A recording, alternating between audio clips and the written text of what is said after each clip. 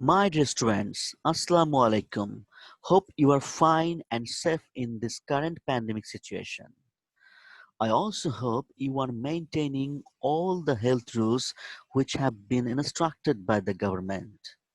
Dear students, here I will give lecture on appreciating poems. I will discuss two poems.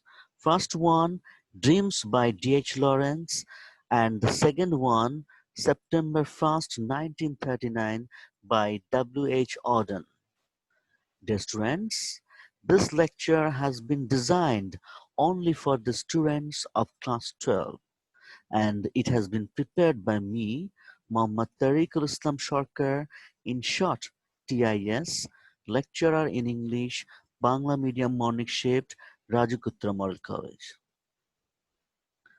Dear students, in the exam, you'll be asked for appreciating either a poem or a short story. Remember that in the question, you will not get any option. But before going to answer this question, you must have to keep certain points in your mind. Remember that you may get textual one or non-textual one. Remember that you have to write only the theme or underlying message. Your theme must not exceed 80 words. Your theme must be in a single para using third person.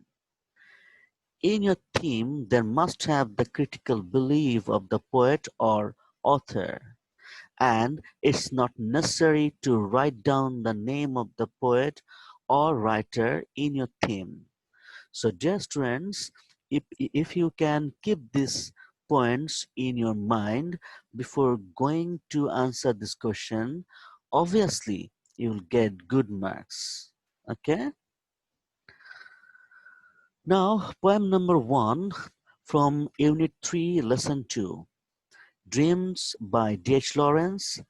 Poem number 2 from Unit 10, Lesson 1, September 1st, 1939 by W.H. Auden.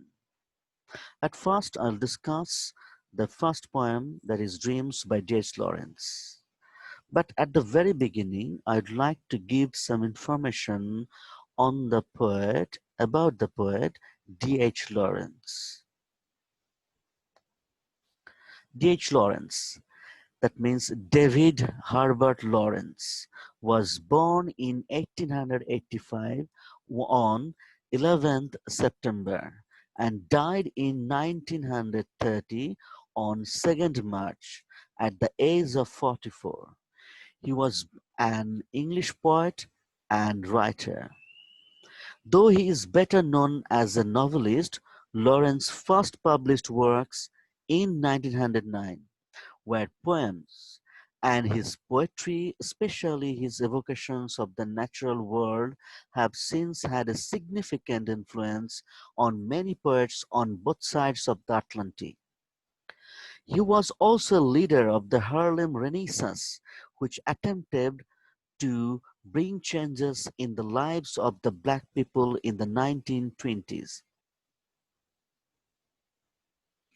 Now the poem Dreams by D.H. Lawrence. First stranger. All people dream, but not equally. Those who dream by night in the dusty recesses of their mind wake in the morning to find that it was vanity. Yet the Bengali meaning of dusty is dhulimoy. Recesses means নিভৃত স্থান, vanity means অসার অথবা অহংকার.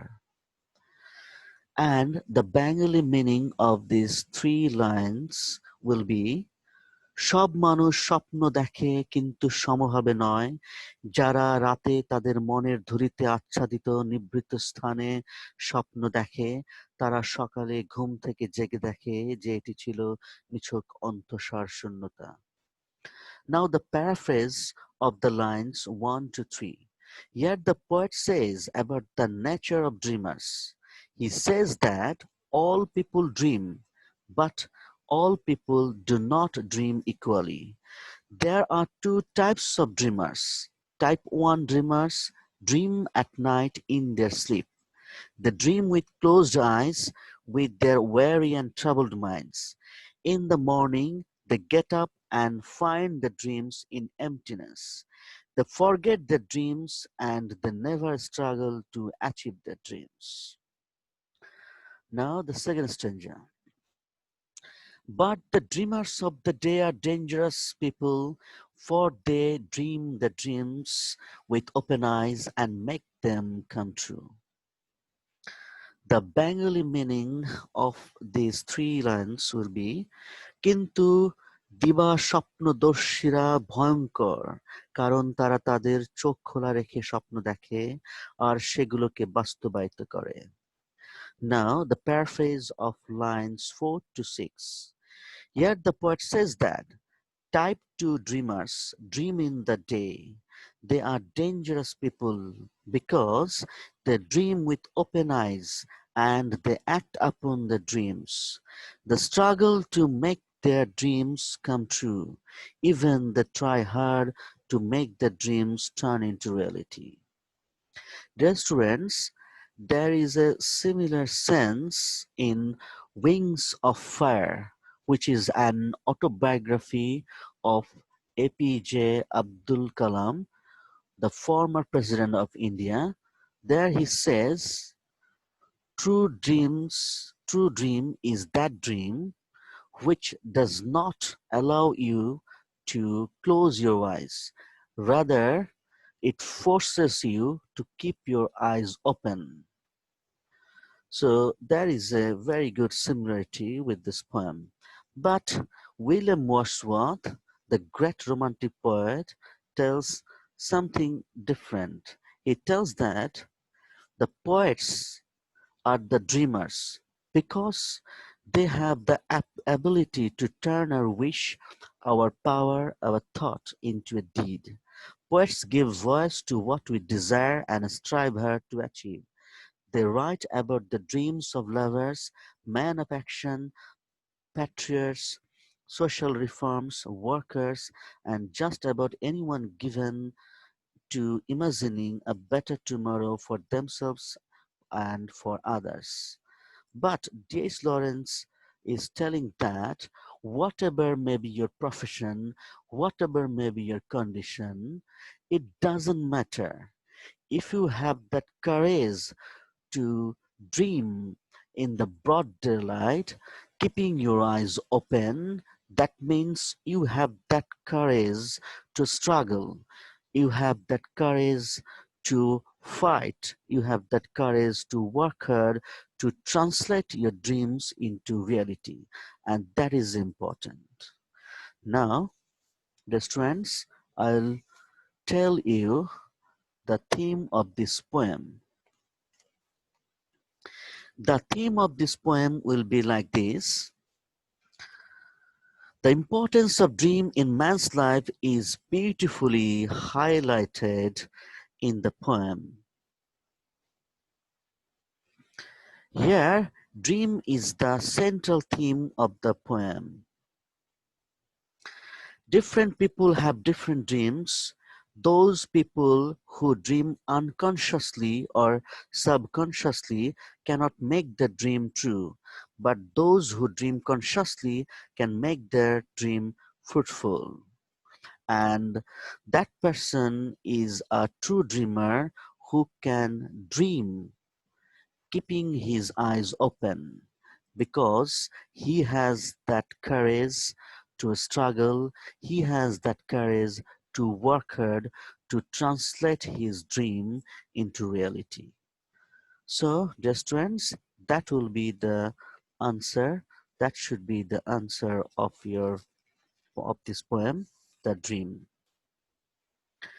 Now, the second poem that is the September 1st, 1939 by W.H. Auden. But at the very beginning, I'd like to give you some information about the poet. W.H. Auden, that is Winston Hugh Auden. He was born in 1907 on 21st February in Yorkshire in England and died in 1973 on 29th September in Vienna, Austria, at the age of 66. He was an Anglo-American poet. Auden's poetry was noted for its stylistic and technical achievement and exceptional depth and feelings. He wrote about politics, morals, love, religion, and the problems of modern man, and it has variety in tone, form, and content. He speaks of man's desire for peace and the inevitability of conflict and war in his poem September 1st, 1939, which is an indictment of all war, particularly one that was looming over the world in 1939. Now the poem September 1st, 1939 by W. H. Auden. Here is the poem. I sit on one of the dives on 52nd Street, uncertain and afraid as the clever hopes expire. The Bengali meaning of these lines will be আমি 52 নং রাস্তার অন্যতম একটি হোটেলে বসে আছি। আমি অনিশ্চিত আর ভীত কারণ বুদ্ধিদীপ্ত আশা আকাঙ্ক্ষার মৃত্যু ঘটেছে। Of a low dishonest decade, waves of anger and fear circulate over the bright and darkened lands of the earth. এক হীন অসৎ দশকের ক্রোধ আর ভীতির ঢেউ পৃথিবীর আলোকিত ও অন্ধকারাচ্ছন্ন দেশগুলোতে পড়েছে ছড়িয়ে। Obsessing our private lives, the unmentionable odor of death offends September night. আর আমাদের ব্যক্তিগত জীবনকে নিরবিচ্ছিন্নভাবে যন্ত্রণা দিচ্ছে অনুশ্চর্য মৃত্যুর গন্ধ সেপ্টেম্বরের এই রাতকে দিচ্ছে পীড়া।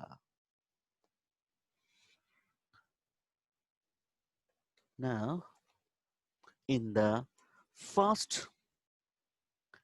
four lines, now in the first four lines, what the poet is telling is that the poem is written by an American poet, W. H. Auden.